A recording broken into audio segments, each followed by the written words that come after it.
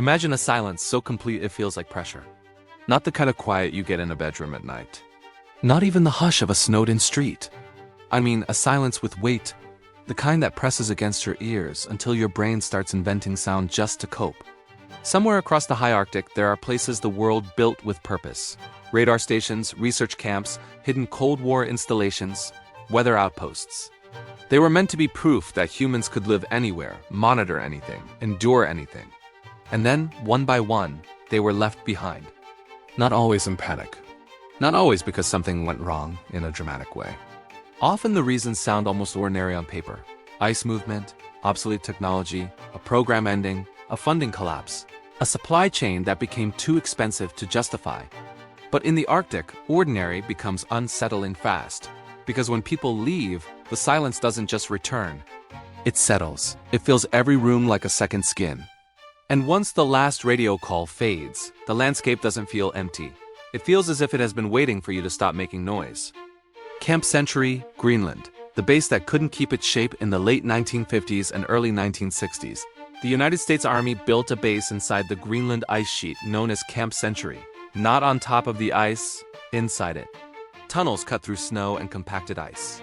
Corridors, rooms, sleeping quarters, workshops, a whole underground layout designed to feel controlled and livable in a world that can freeze exposed skin in minutes. For a time, it worked. So well, in fact, that it became a symbol of what was possible in extreme environments. It even used a portable nuclear reactor to generate power, a detail that still sounds like fiction until you remember the Cold War was full of ideas. That felt impossible right up until someone tried them, but the Arctic doesn't care about symbolism. Here's the problem with building inside an ice sheet. Ice isn't rock. It isn't stable. It moves. Slowly, constantly, endlessly.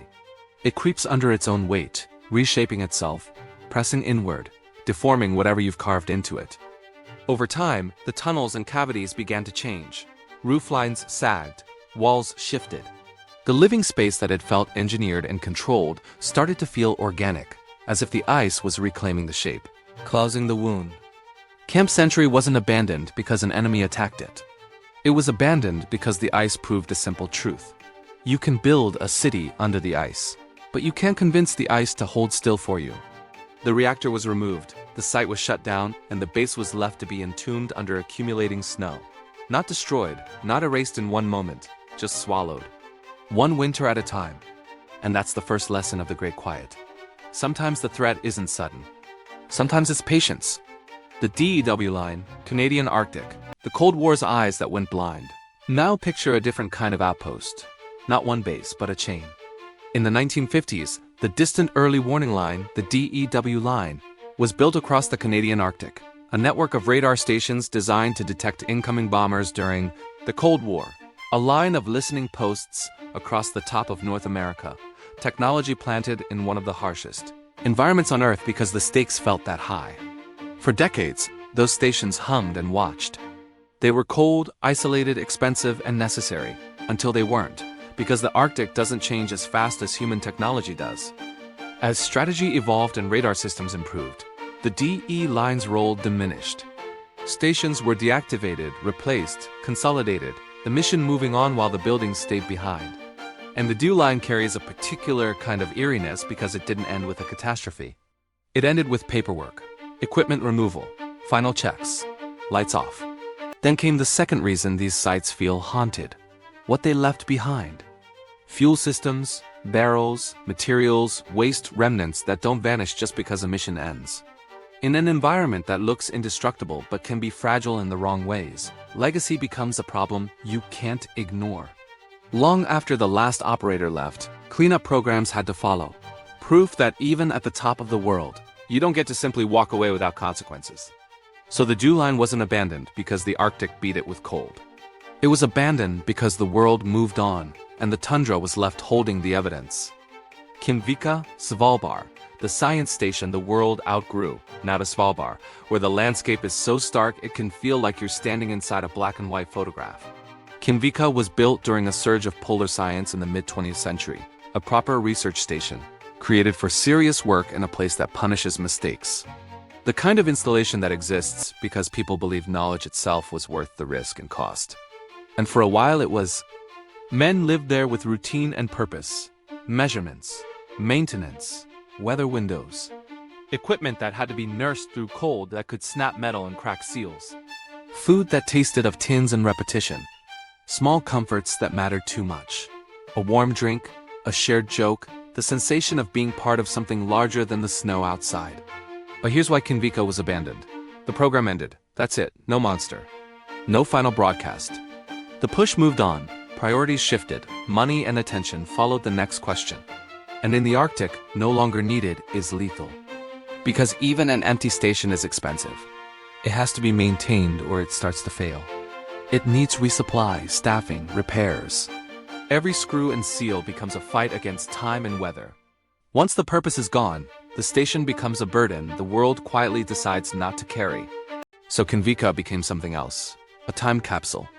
A place where the human presence stops mid-sentence, and nature patiently edits the rest. Soviet drifting ice stations, the outposts built on a floor that could split now, for the most unnerving kind of outpost of all, one that wasn't even on land. The Soviet Union operated drifting ice stations, research camps built on sea ice, floating slowly across the Arctic Ocean. Imagine waking up and your entire base has moved.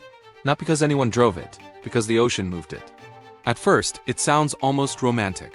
A small community of scientists living on a sheet of ice carried through the polar night. But the reality is the most brutal kind of uncertainty, because the ground beneath you is not ground. It's a temporary agreement between temperature and physics. And that is exactly why these stations were evacuated and effectively abandoned. Ice cracks. Pressure ridges form. Leads open suddenly, long black scars of water slicing through what you thought was solid. A runway becomes unsafe. A path you walked yesterday becomes a fracture you can't cross today. When the ice starts to fail, there is no fix. You can't reinforce the ocean. You can't negotiate with temperature. You evacuate, quickly, cleanly if you can, and you leave the camp to the Arctic. And the Arctic doesn't preserve gently. Sometimes the ice carries the remains for a while. Sometimes it breaks apart. Sometimes it sinks, bit by bit, swallowed by water so cold it feels like it was never meant to exist in liquid form. That's the unique terror of the drifting stations. They weren't abandoned to land. They were abandoned to disappearance. Kolyuchin Island, Russia. The station left behind when a country collapsed. And finally, a place that looks like a ghost story even in daylight. Kolyuchin Island in the Chukchi Sea. A remote Soviet-era station built to function at the edge of the world. The kind of place that only exists because a larger system keeps it supplied, staffed, maintained, planes, ships, budgets, chains of command, schedules. Then the system weakened. Then it broke.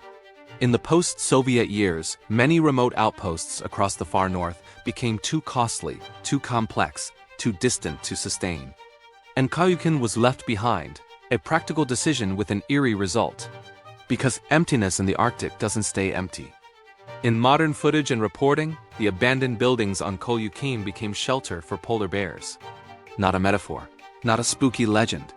Just wildlife using human structures the way humans once used them. Warmth where it can be found, walls where wind can't reach. And that is the Arctic's final statement. Humans build an outpost to survive the wild. And when humans leave, the wild uses the outpost to survive without them. So when people say abandoned Arctic bases, it sounds like one mystery. But it's 5 different endings. A base under the ice abandoned because the ice never stopped moving. A radar chain abandoned because technology outran it and the cleanup outlasted the mission. A science station abandoned because the program ended and the world stopped paying attention. Floating camps abandoned because their ground could split open beneath them. And a remote station abandoned because an entire nation collapsed, and the farthest places were the easiest to let go. And the common thread is this: the Arctic doesn't need to chase you, it can simply wait. Because in the great quiet, time is the predator. Now I want to ask you something, and I want you to be honest about it. If you had to spend one polar night in one of these places, which would you choose? Camp Sentry under the ice, hearing the tunnels shift? A dew-line radar station with the wind hammering the walls? Kinnvika, where the world moved on and never came back? A drifting ice station where the floor can split in the dark? Or Kolyuchin, where the doors still stand but the residents are bears?